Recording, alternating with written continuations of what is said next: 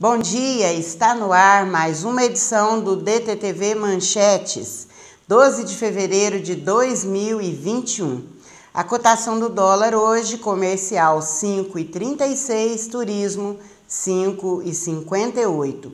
Vamos agora fazer um giro pelas manchetes de hoje de alguns dos principais jornais do Brasil.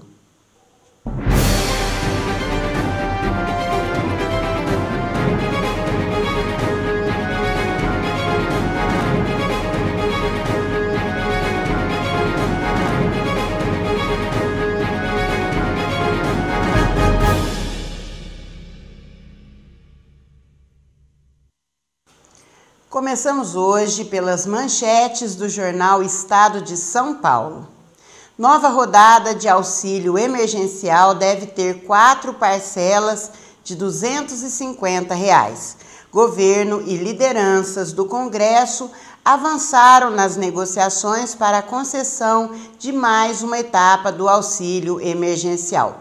O valor seria de 4 parcelas de R$ 250, com custo total de 30 bilhões de reais. O benefício deve ser concedido de março a junho. Os recursos seriam garantidos por meio da aprovação de uma proposta de emenda constitucional de orçamento de guerra. Vamos agora falar do setor de serviços. A pandemia fez com que o setor de serviços fechasse o ano de 2020 com uma queda de 7,8%, o pior resultado da série histórica do IBGE. Estoque baixo faz cidades frearem o ritmo de vacinação. Pelo menos 7 capitais, Rio de Janeiro, Salvador, Cuiabá, Florianópolis, Aracaju, Natal e Curitiba podem restringir ou suspender nos próximos dias a campanha de vacinação contra a Covid-19.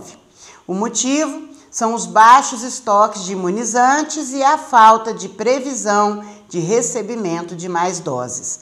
O ministro da Saúde, Eduardo Pazuello, disse que toda a população com mais de 18 anos será imunizada. Apesar dos avanços na imunização de idosos no estado de São Paulo, ainda não há datas para a vacinação de pessoas com menos de 80 anos. PSB quer apurar gasto militar com picanha e cerveja. Deputados do PSB pediram investigação de gastos das Forças Armadas com itens para churrasco. As compras de 2020, segundo dados levantados pelo partido, incluíram mais de 700 toneladas de picanha e 80 mil cervejas. Há indícios de superfaturamento, de acordo com os parlamentares. O Ministério da Defesa afirmou que a representação se baseia em informações absolutamente equivocadas. E agora os destaques do jornal O Tempo de BH. Edital para a concessão da BR-381 pode sair até março. Senador Carlos Viana diz que o projeto está em fase final de análise pelo TCU e que 3 grupos já estão interessados. Auxílio deve voltar em março e por até 4 meses. Presidente diz negociar ajuda que não será eterna. Governo de Minas está em alerta e teme que viagens de carnaval aumentem o número de doentes e mortes. Prefeitura de BH lista pessoal da educação para calcular o número de doses necessárias para priorizar esse grupo na campanha de vacinação. Copasa pode ter errado na conta de 560 mil clientes. Em alguns casos, contas podem ter sido calculadas não por aferição, e sim por medida de média de consumo devido à pandemia. Caso é investigado e a empresa pode ter que ressarcir clientes. Gal Costa celebra seus 75 anos com um novo trabalho. Nenhuma Dor já está disponível em CD e LP. Vamos agora para as principais manchetes do Jornal de Brasília.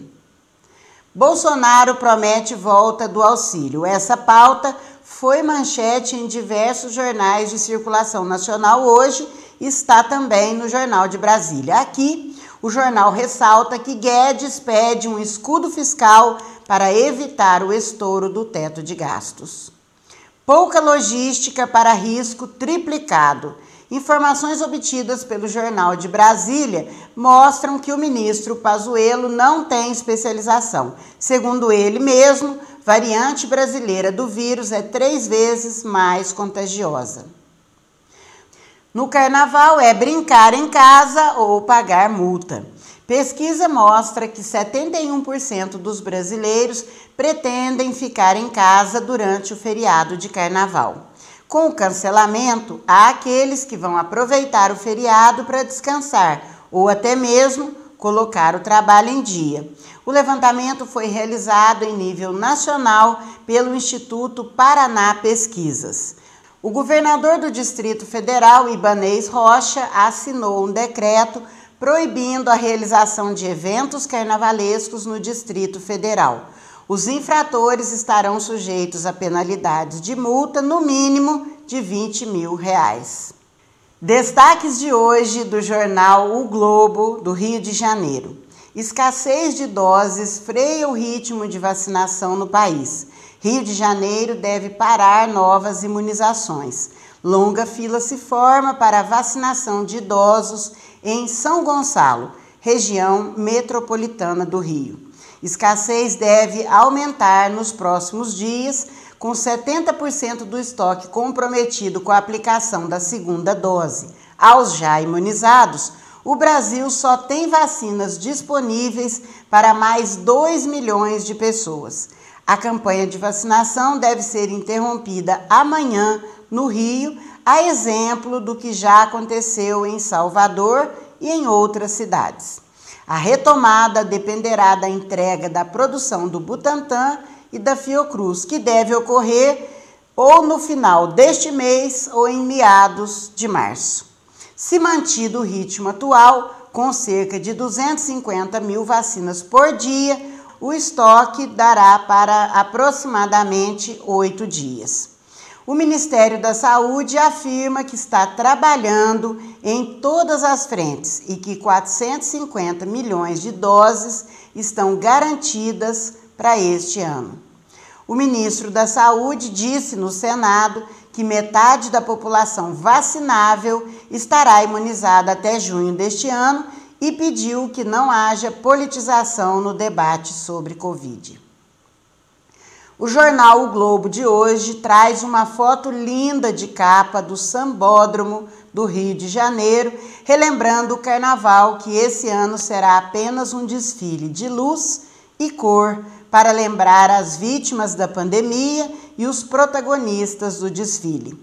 O palco maior do carnaval ganha iluminação especial em cores das escolas de samba.